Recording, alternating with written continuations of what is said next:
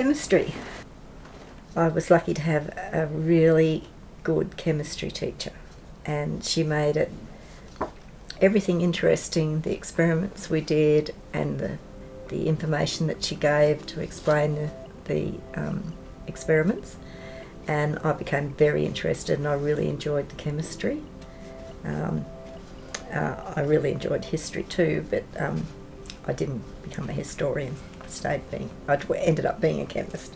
That's not a pharmacist, that's a chemist. Finding a job as a teenager. In the early 1960s in Sydney, it was relatively easy to find a job. We all got the Sydney Morning Herald, and there'd be ads, women and girls and men and boys, separate ads.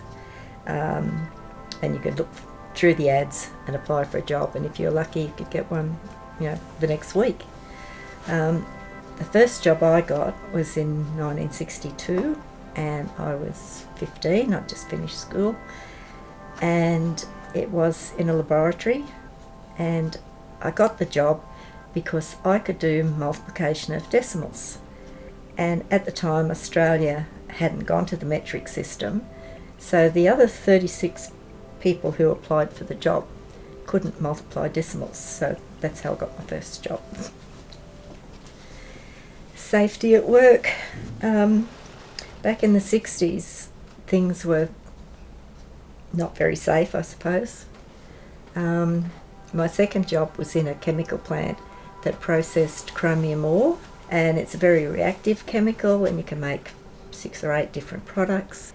We had to get safety, we had to have medical checks regularly, and chest x-rays every 6 months because it was a dangerous chemical. I was 17 when I was there, and sometimes if there was a problem in the plant, one of us have to go out in the plant and get a special sample so we could analyse it urgently.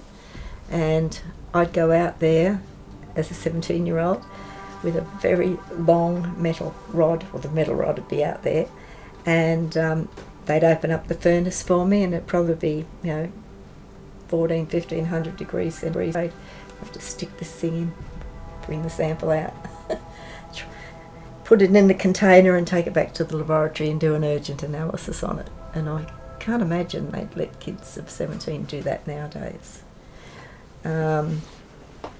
We used pipettes. We didn't have pipette fillers back then. We just sucked it. A pipette's a bit like a straw, and we just suck chemicals up in our mouth and transfer them around. So we got very good at it, because if you got it wrong, you burnt your tongue and your lips. When I worked at the power station, I went inside vessels. That's a condenser at the power station. The men reckoned my bottom was too big to fit in the hole, but I did fit. Equal pay. Back in the 60s, there was no such thing as equal pay. People weren't considered an adult till they were 21, so up until 21 you got junior wages, and women, well, I was lucky to get 75% of the junior wage, but some women didn't even get that. And the employees would take into account when they worked out your salary whether you were male or female, how old you were, whether you'd done any study, where you were up to, and pay you what they thought on that basis. So later on in life, when I was working for equal pay, I made a point of doing my job. I never asked a man to do a job for me. If it was my job to do, I would do it. Some of the jobs I had to do was climbing towers and large tanks and things to get samples of oil and caustic soda and things like that. Sampling cyanide on top of a cyanide plant in full protective equipment, gas, oxygen cylinders on your back and gas masks and things. But that was the job, so I did it. I did it as safely as I could and hopefully looked after the environment at the same time. I began looking at family history in about 1970, 72, I think. I've got two lines of my mother's family in Scotland that go back to the early 1700s. One of my husband's lines goes back to 1485, where one of them was fighting for King Richard III at the Battle of Bosworth Field, where King Richard III lost, and that part of the family kept a very low profile for a few hundred years while the winners were in power. It's interesting when you can make a connection to a historical figure. It makes history come alive, and it's not just a whole lot of dates and places. My mother-in-law gave me a Bible, which was given as a present to her great-grandparents in 1865 when they were married in Melbourne. And in it, it had the date of her great-grandfather's birthday, and he was born in Launceston, in 1840. And I thought, why was he born in Launceston in 1840? Was he a convict or whatever?